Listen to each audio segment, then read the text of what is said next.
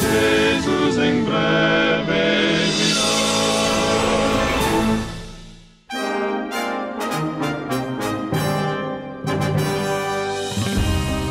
Esta é a voz da profecia, uma mensagem de fé e esperança que anuncia a volta do Senhor.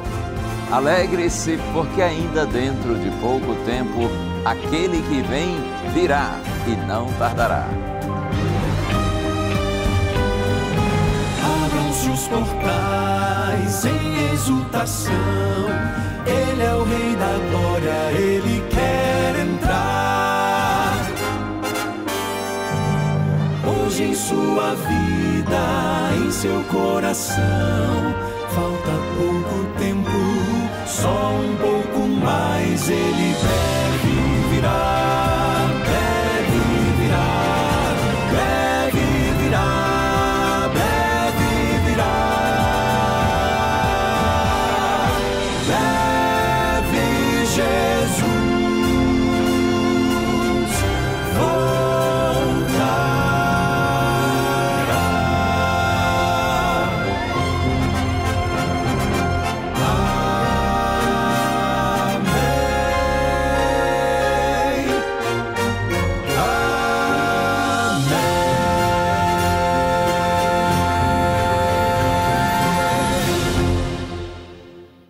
Bendito seja o nome do Senhor, porque o Senhor é bom e a sua misericórdia dura para sempre.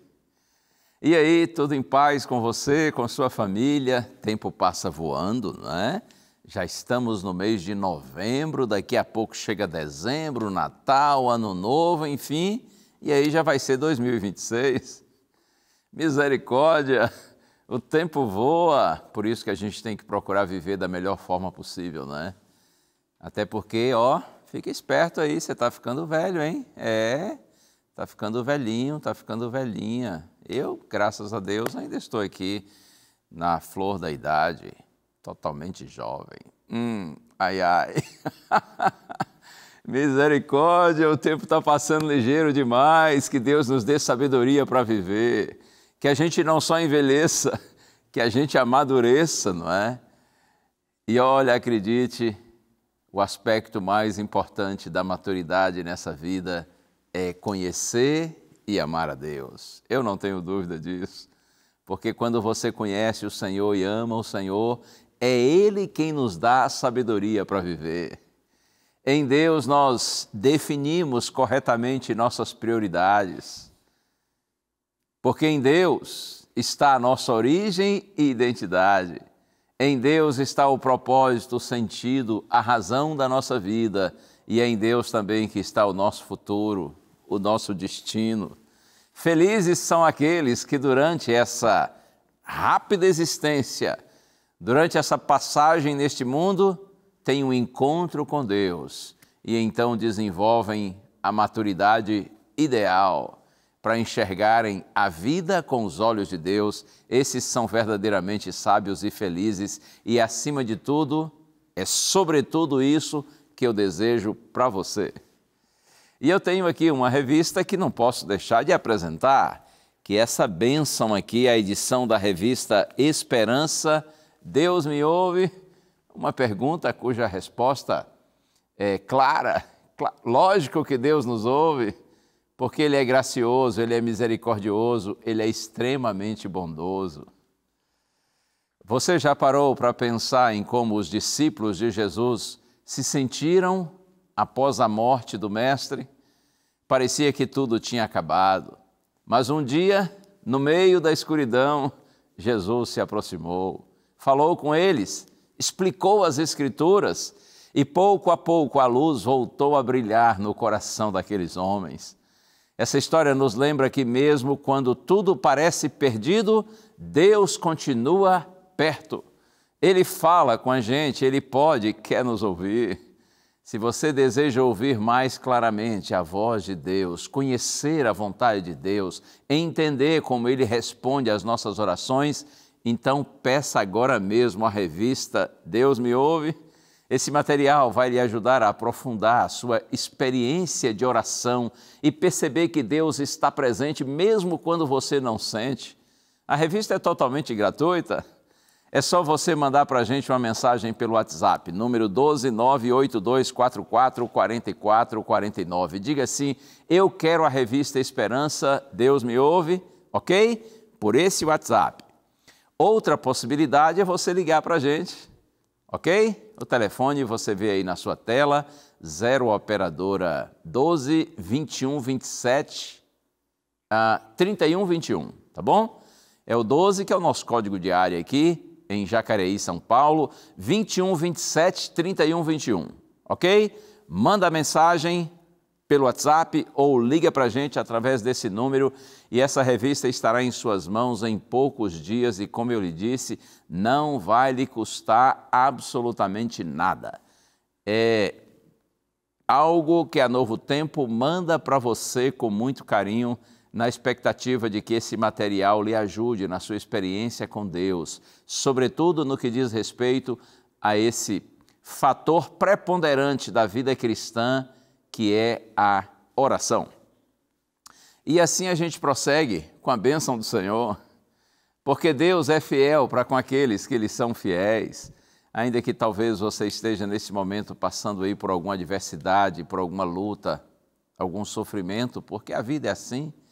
Quantas vezes a gente passa, não é? Como diz Davi no Salmo 23, quantas vezes nesse mundo a gente tem que descer ao vale da sombra da morte, mas a despeito das dificuldades, o Senhor está conosco. É por isso que a gente avança com segurança. E o Quarteto Arautos do Rei quer cantar, eles sempre estão aqui com a gente, e essa é uma música que traz muito consolo ao nosso coração. Essa é uma canção que nos dá força no meio das dificuldades. Ouça agora, Arautos do Rei, você nunca está sozinho.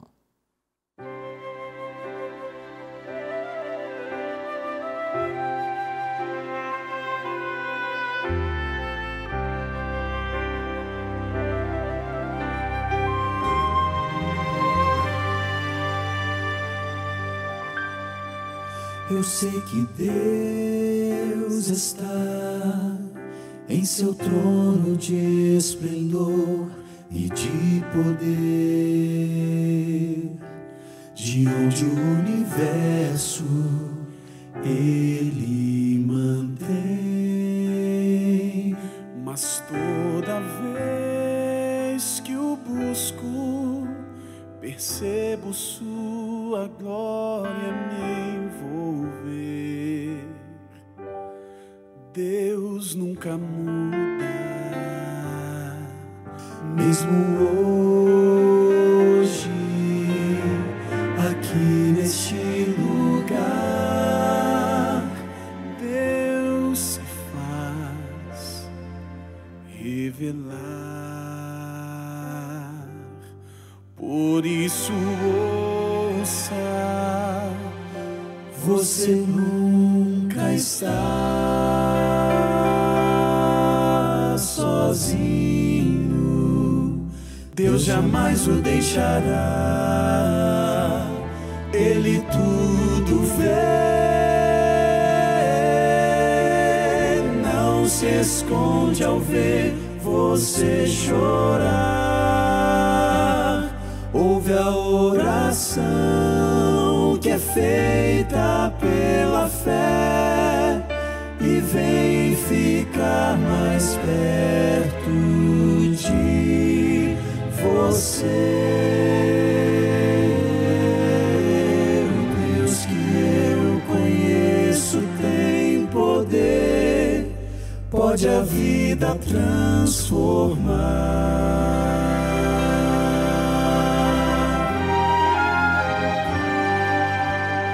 Agora escute bem, pra você que tudo tem, mas vive só, cercado pelo medo, com falta de amor. E para quem não tem saída, a quem a vida fez desanimar, tem a solução. Bem agora, Deus ouve a oração. Toda a sua angústia quer levar. Você nunca está sozinho. Deus jamais o deixará. Ele tudo vê. Não se esconde ao ver você chorar. Ouve a oração que é feita pela fé e vem ficar mais perto de você. O Deus que eu conheço tem poder, pode a vida transformar. Vinde a mim, cansados e oprimidos, Ele diz, pois descanso em mim encontrareis. Veja o sacrifício que o levou até a cruz. Você nunca está sozinho. Jamais sozinho. Deus jamais o deixará. Ele tudo vê. Não se esconde ao ver você chorar. Ouve a oração que é feita pela fé e vem ficar mais perto de você. O Deus que eu conheço tem poder, pode a vida transformar.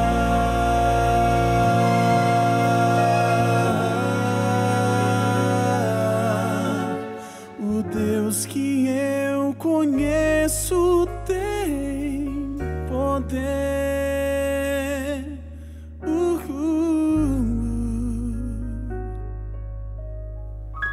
Pode a vida transformar.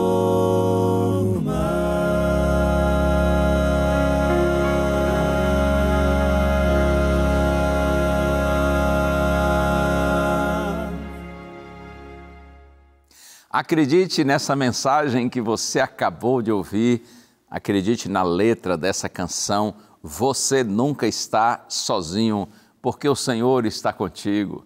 Tudo que Deus precisa para estar conosco é que nós queiramos estar com Ele. Quando nosso coração se volta para Deus, creia, Deus já está voltado para nós, Ele já está inclinado para nós. Em realidade, a gente se inclina para Deus como uma resposta nossa a um chamado que Ele faz. A iniciativa é sempre divina. É uma pena que muitos são resistentes a esse chamado, a essa iniciativa de Deus. Mas quando você é sensível a esse apelo feito pelo céu, então o céu se volta para você. Quando você é sensível à voz de Deus, Deus está pronto para estar ao seu lado e guiar os seus passos. Lembra que Jesus disse, eis que estou com vocês todos os dias até o fim dos tempos. Ele está comigo, Ele está com você, por isso nós não temos o que temer. Eu quero aproveitar antes de chamar o intervalo e mandar um abraço aqui muito sincero para todos os meus queridos irmãos em Cristo que acompanham o programa A Voz da Profecia. E aqui eu estou me referindo, é claro, a todos os cristãos, independentemente da sua denominação religiosa. Eu sei que tenho a honra imerecida de ter audiência de gente da Igreja Católica, da Igreja Batista, Adventista, Assembleia de Deus, do Evangelho Quadrangular, da Igreja Maranata, irmãos que são luteranos, presbiterianos, metodistas, da Igreja Universal, da Igreja Mundial, são tantas denominações, né? Irmãos que são testemunhas de Jeová, outros que são espíritas, muitos irmãos pentecostais, independentemente de qual seja a sua denominação religiosa. Muito obrigado pelo seu carinho, pela sua amizade, por sua audiência. E eu aproveito e lhe peço, sempre que você lembrar, ore a Deus por nós aqui, tá bem? Por mim, pelo quarteto, por todos que trabalham aqui na Rede Novo Tempo. Nossa missão é anunciar o Evangelho. O mesmo Deus que você tem no seu coração é o que nós temos aqui também. E o nosso desejo é cada dia mais refletirmos a vontade de Deus por meio do que nós apresentamos aqui na Novo Tempo. Então, sempre que você se lembrar, ora por gente, por nós, por a gente, e muito obrigado mesmo por sua amizade e por sua audiência. Deus abençoe você e sua família. Hora do intervalo curtinho, mas eu já volto, tá bom? Para a gente dar sequência abençoada à série Gente Como a Gente. Fica aí. Muitos esperam pela palavra, dá-me, ó Pai, força e graça para ser usado só por Ti, Senhor, para ser usado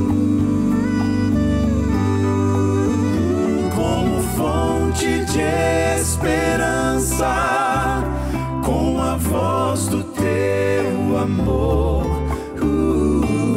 dia após dia, eu sou Teu servo em comunhão, eu me entrego para ser usado só por Ti, Senhor.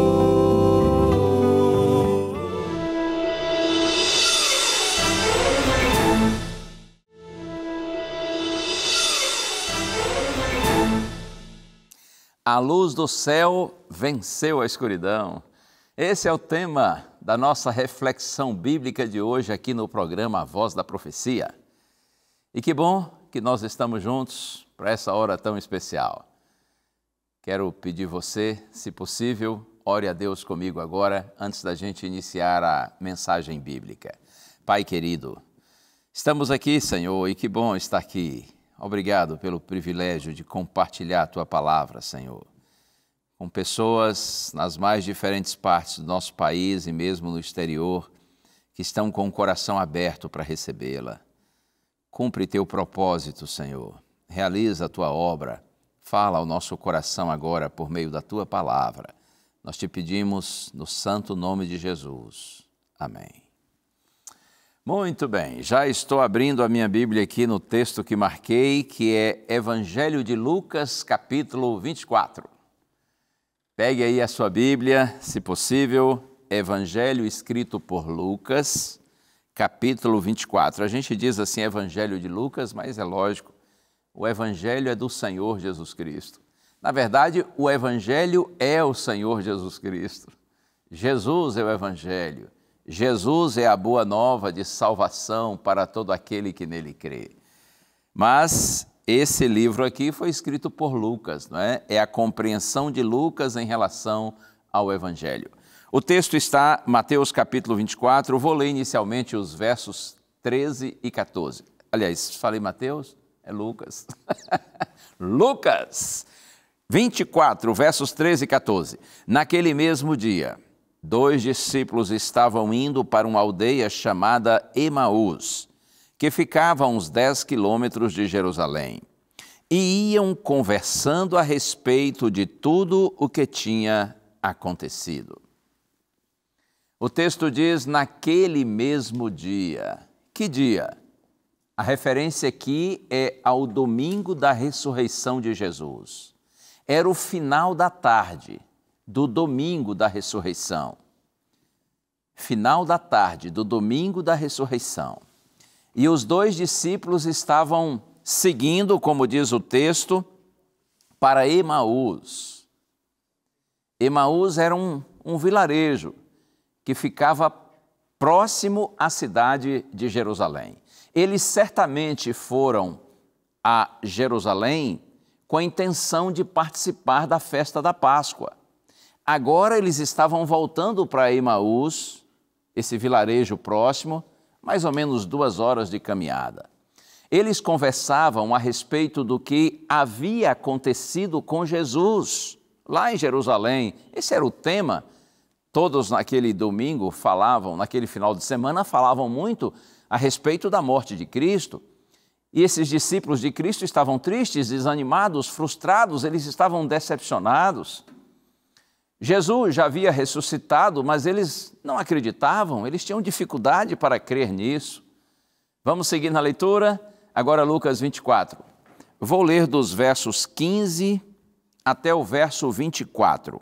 Está escrito assim: Enquanto conversavam e discutiam, o próprio Jesus se aproximou e ia com eles. Porém, os olhos deles estavam como que impedidos de o reconhecer. Então ele lhes perguntou: O que é que vocês estão discutindo pelo caminho? E eles pararam entristecidos. Um, porém, chamado Cleopas, respondeu: Será que você é o único que esteve em Jerusalém e não sabe o que aconteceu lá nesses últimos dias? Ele lhes perguntou: Do que se trata?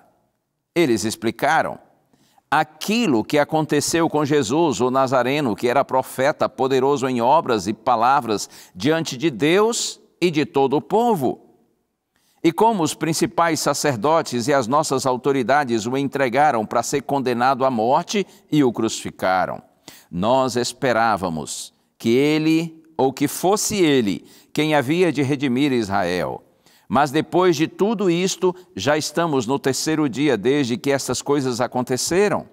É verdade também que algumas mulheres do nosso grupo nos surpreenderam indo de madrugada ao túmulo e, não achando o corpo de Jesus, voltaram dizendo que tinham tido uma visão de anjos, os quais afirmaram que ele vive.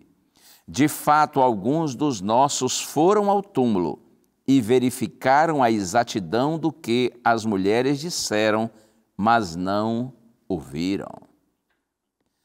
Veja, o texto diz que enquanto eles conversavam pelo caminho, o próprio Jesus se aproxima e caminha com eles, mas eles não o reconhecem.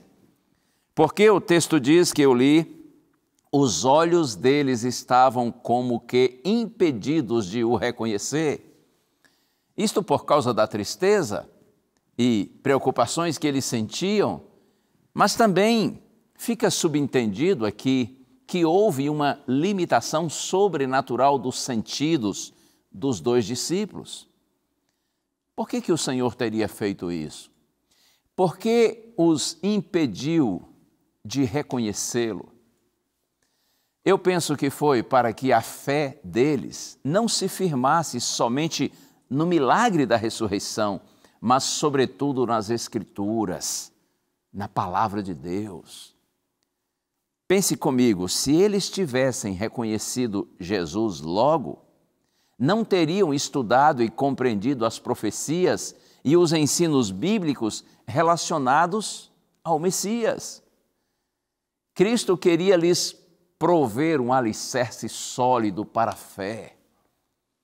A fé que não se baseia nas Escrituras, na Palavra de Deus, na Bíblia, não se sustenta na hora das provas. Além disso, como discípulos de Jesus, eles precisavam compreender para que depois pudessem ensinar, explicar a palavra de Deus a outros. Ao Jesus caminhar com eles, imaginaram que era apenas um outro peregrino que havia ido participar da festa da Páscoa? Interessante aqui uma reflexão. Cristo pode estar mais perto da gente, mais próximo de você, do que você imagina. Talvez de alguma maneira ele já falou com você, ele já tentou alcançar você muitas vezes e você nem notou que era ele. Que Deus nos dê um coração sensível, para que quando de alguma maneira o Senhor alcançar a nossa vida, que nós percebamos que Ele está falando conosco e que nós sejamos receptivos ao seu chamado, ao seu carinho, à sua voz. Ao ouvir os dois discípulos discutindo, Jesus pergunta assim: sobre o que vocês estão falando? Lembre-se, eu já disse isso aqui outras vezes, quando Deus nos pergunta algo, não é que Ele não saiba a resposta, Ele quer nos fazer refletir. Na verdade, Ele quer nos ensinar. Veja quanta paciência e bondade do Senhor. Após a sua gloriosa ressurreição, depois de tudo o que Ele havia sofrido, Jesus ainda se dispõe a andar com dois decepcionados e descrentes discípulos, com o intuito de consolá-los, de ensiná-los. E diante da inesperada pergunta, os dois ficaram tão surpresos com a aparente ignorância daquele companheiro de caminhada a respeito dos acontecimentos de Jerusalém, que eles pararam para responder. Talvez assim com um olhar de admiração, de descrença. E então, diz a Bíblia que esse chamado Cleopas, né? Ele diz assim: será que você, como é que está escrito aqui? Será que você é o único que esteve em Jerusalém e não sabe o que aconteceu lá nesses últimos dias? E aí Jesus insiste e diz assim: mas do que se trata? Então eles explicam, e eles dizem assim: aquilo que aconteceu com Jesus, o Nazareno, que era profeta, poderoso em obras e palavras diante de Deus e de todo o povo. E como os principais sacerdotes e as nossas autoridades o entregaram para ser condenado à morte e o crucificaram.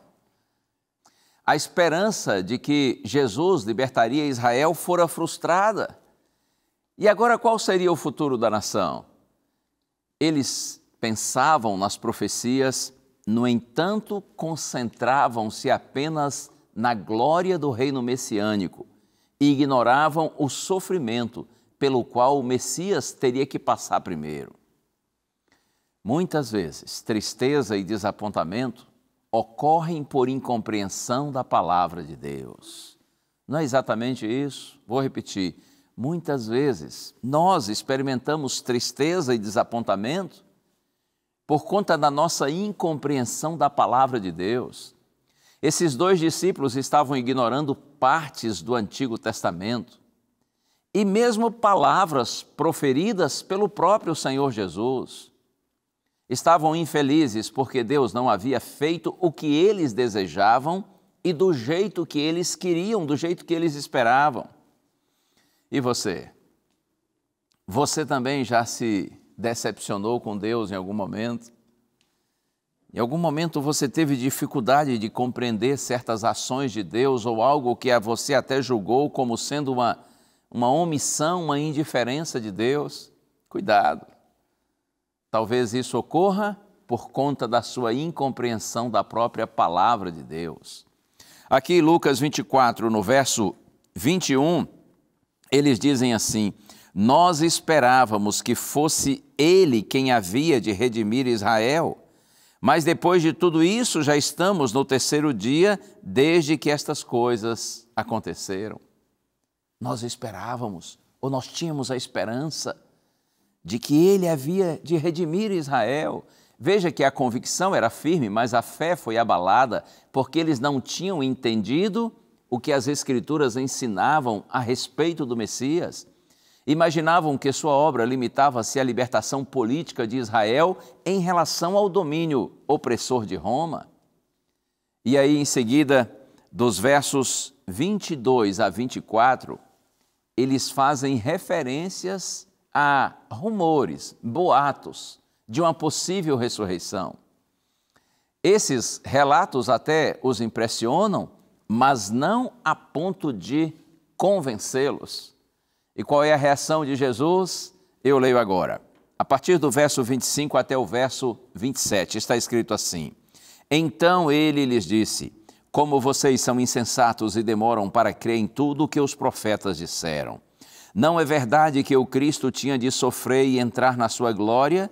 E começando por Moisés e todos os profetas, explicou-lhes o que constava a respeito dele em todas as Escrituras.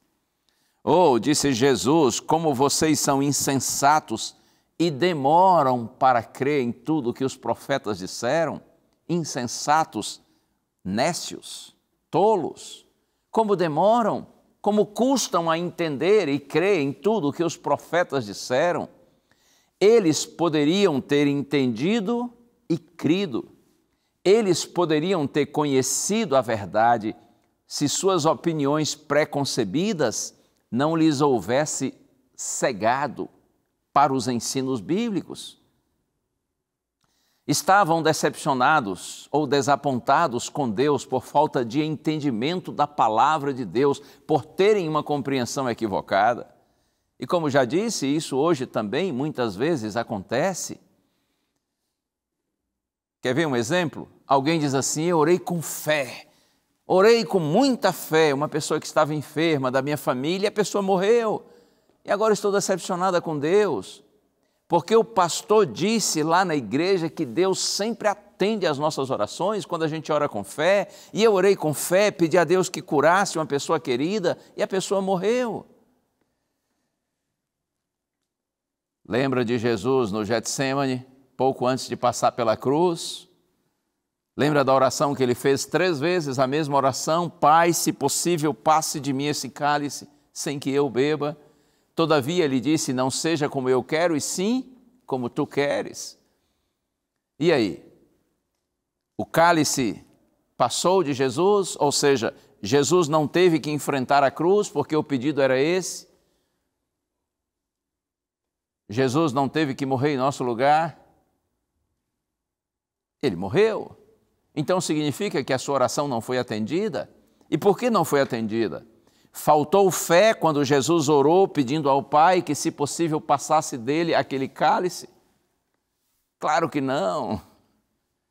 O que a Bíblia diz a respeito disso? Eu posso citar a primeira carta de João, capítulo 5, verso 14. Esta é a confiança que temos para com Ele, que se pedirmos alguma coisa segundo a sua vontade, Ele nos ouve. É assim.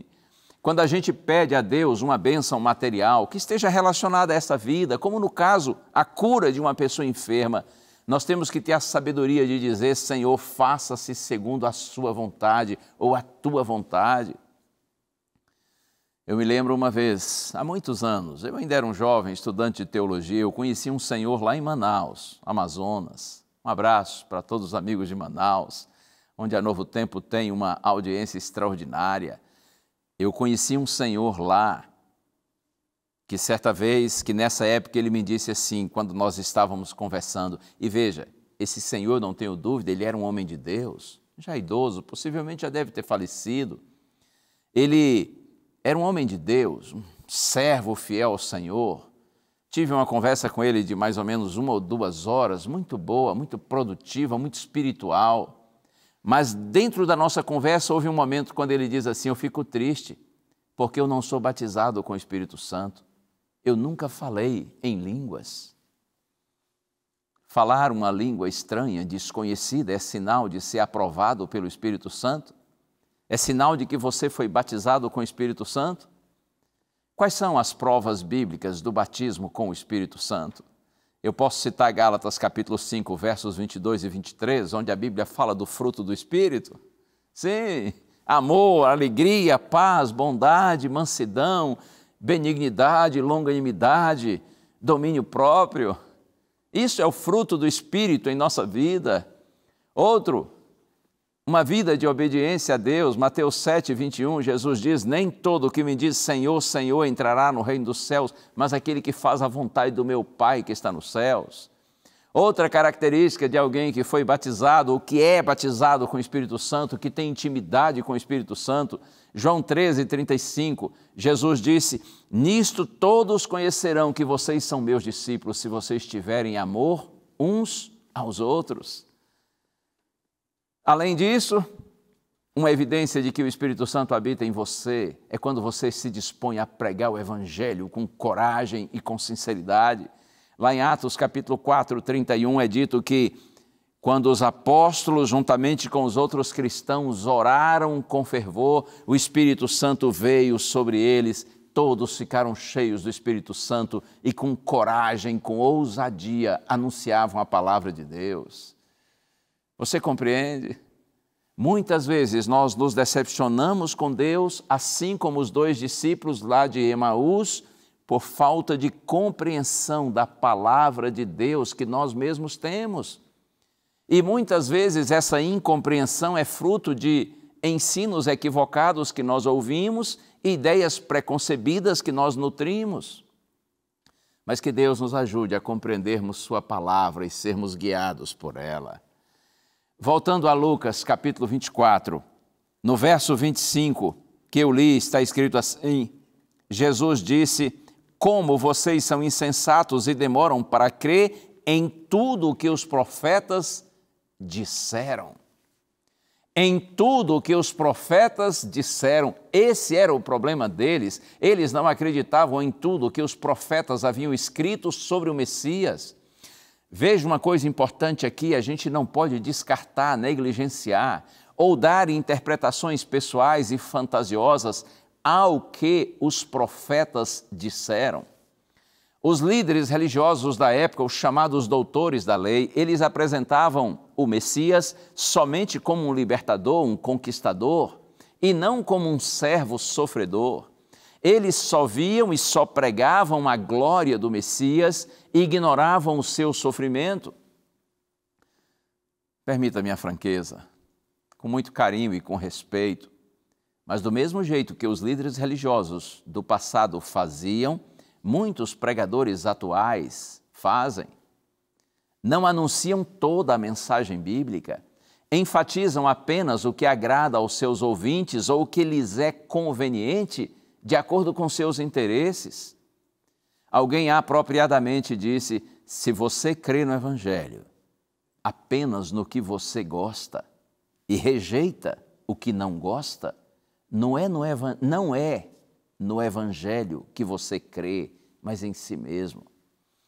Eu acrescentaria: se você segue no Evangelho apenas aquilo que você gosta e rejeita o que você não gosta, não é o Evangelho que você segue, mas a si mesmo. No verso 26, Jesus diz assim, Lucas 24, 26, não é verdade que o Cristo tinha de sofrer e entrar na sua glória? Os profetas tinham predito o sofrimento do Messias. Jesus também algumas vezes falou a respeito disso. Por exemplo, em Lucas capítulo 18, versos 31 a 33, Jesus diz assim: nós estamos indo para Jerusalém, vai se cumprir o que os profetas disseram, que o Filho do Homem seria entregue aos gentios e eles vão zombar dele, insultá-lo e o matarão, mas ao terceiro dia ressuscitará. Você compreende? Jesus já havia dito, ele próprio já havia dito para os discípulos o que ele enfrentaria e que estava profetizado no Antigo Testamento. Isso porque Jesus veio a este mundo para ser o nosso substituto. A morte de Cristo, em vez de causar desapontamento e desespero, deveria ser entendida como uma grande confirmação das profecias e da fé. Por isso, Lucas relata no verso 27, e começando por Moisés e todos os profetas, explicou-lhes o que constava a respeito dele em todas as Escrituras. Veja aqui o valor e a autoridade das Escrituras. Textos do Antigo Testamento foram apresentados por Cristo àqueles homens. Acredite, meu amigo, minha amiga, quem despreza o Antigo Testamento revela ignorância quanto ao valor desses escritos sagrados, pelos quais nosso Senhor Jesus Cristo tinha elevada estima. Quem acha que o Antigo Testamento é confuso e desinteressante, precisa aprender com Jesus o seu ensino, valor e importância. Talvez nesse estudo bíblico com os 2 discípulos, o Senhor Jesus tenha começado com Gênesis capítulo 3, verso 15, não é? Onde está a primeira promessa da vinda do Salvador, e é dito que ele seria ferido. E Jesus seguiu o caminho dessa promessa nos escritos de Moisés, dos profetas e nos Salmos. É possível que ele tenha gastado alguns minutos com Gênesis capítulo 22, onde o patriarca Abraão coloca Isaque, seu filho amado, sobre o altar. Jesus deve ter mencionado a Páscoa, as cerimônias do tabernáculo, ritos sagrados que apontavam para a vinda e para o sacrifício do Messias. Nosso Senhor pode ter mencionado o episódio da serpente no deserto, apresentado o servo sofredor de Isaías 53, os salmos messiânicos, proféticos. Jesus vai fazendo um passeio pelo Antigo Testamento e mostrando que as profecias relativas ao Messias se cumpriram nele. Você percebe que a chave para compreender corretamente a Bíblia é estudá-la por completo e ver Jesus em todas as suas páginas? Como é maravilhosa a palavra de Deus, ela própria se explica, se interpreta. Eu quero avançar um pouquinho na leitura, até porque também o tempo aqui está bem avançado. Lucas capítulo 24, vou ler os versos 28 a 31. Está escrito assim: quando se aproximavam da aldeia para onde iam, ele fez menção de passar adiante, mas eles o convenceram a ficar, dizendo: fique conosco, porque é tarde e o dia já está chegando ao fim. E entrou para ficar com eles. E aconteceu que, quando estavam à mesa, ele pegou o pão e o abençoou. Depois partiu o pão e o deu a eles. Então os olhos deles se abriram e eles reconheceram Jesus, mas ele desapareceu da presença deles. Que lindo o que aconteceu aqui. Quando eles notaram que Jesus ia seguir, não ia entrar no vilarejozinho de Emaús, eles disseram assim: Senhor, fica conosco, já é tarde, isto é, receba a nossa hospitalidade. Eles foram conquistados pela palavra de Deus e queriam que a bênção continuasse.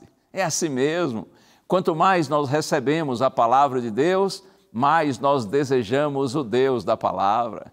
Somente os que têm fome e sede de uma compreensão mais profunda das coisas de Deus podem esperar receber uma grande porção da luz celestial.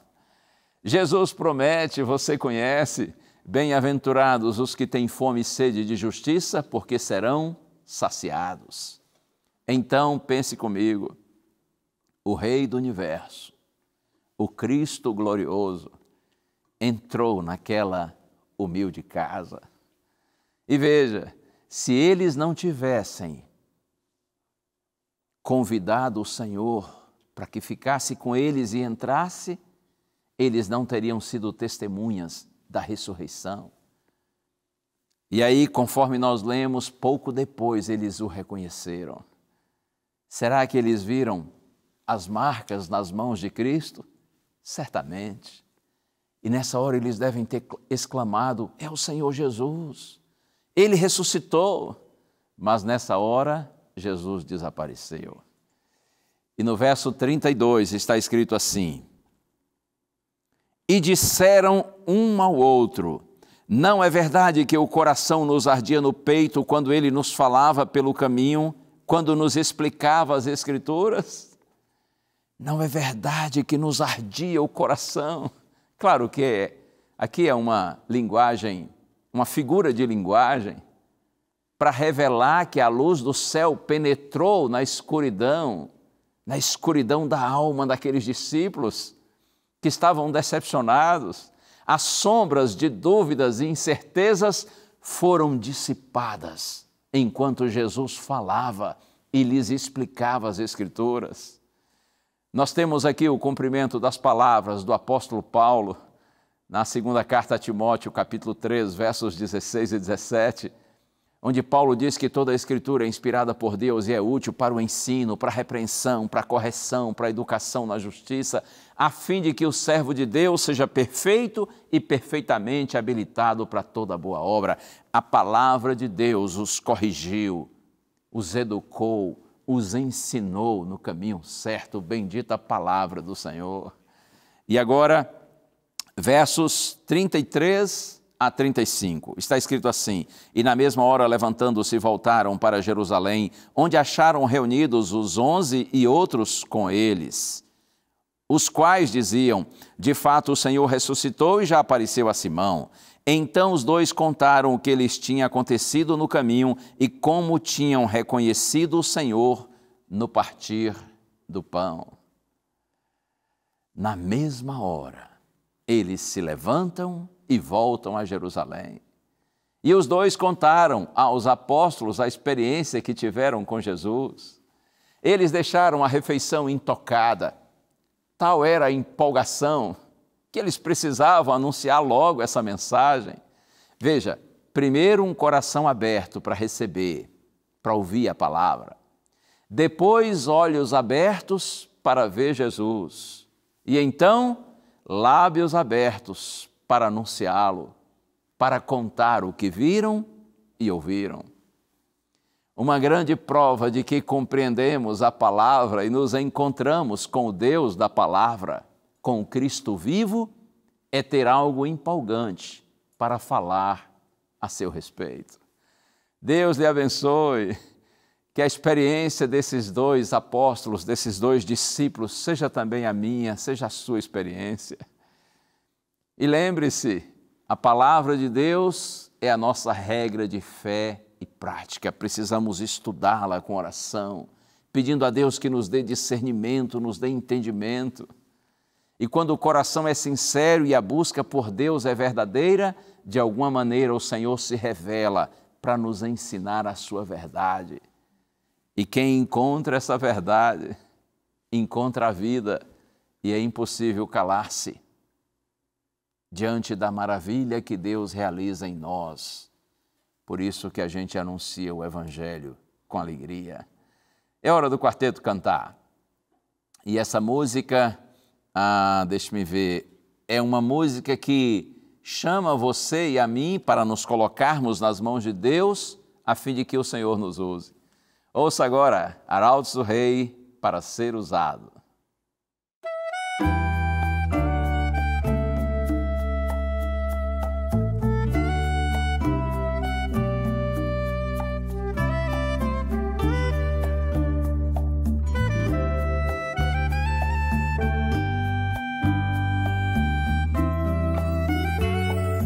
Dia após dia eu me entrego em comunhão e por completo para ser usado só por ti, Senhor.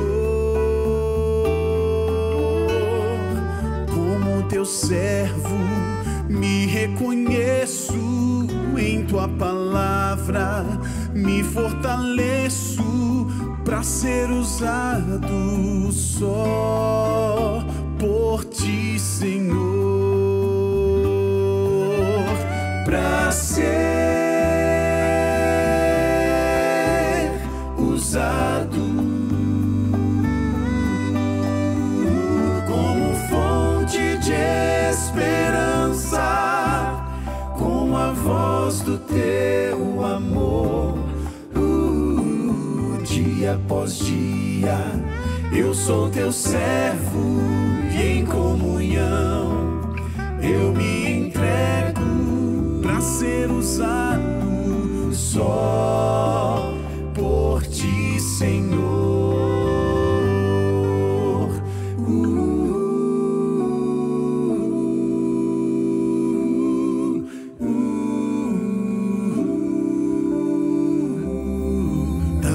Estrada, vejo os quero então abrir a alma para ser usado só por ti, Senhor. Muitos esperam pela palavra da minha, ó Pai, força e graça para ser usado só por ti, Senhor, para ser usado como fonte de esperança, com a voz do teu amor, dia após dia. Eu sou teu servo em comunhão, eu me entrego para ser usado só por ti, Senhor, para ser usado como fonte de esperança, com a voz do teu amor, dia após dia. Eu sou teu servo e em comunhão eu me entrego para ser usado só por ti, Senhor.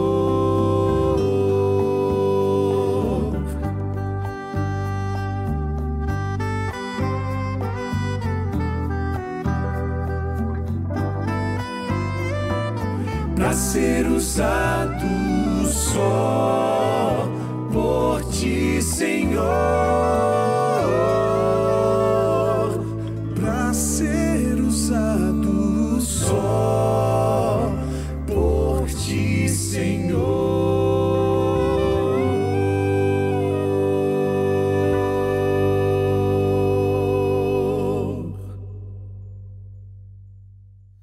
É assim mesmo, o Senhor começa agindo por nós, em nós, e depois, na medida em que você se coloca inteiramente nas mãos dele, o Senhor começa a agir também através de nós.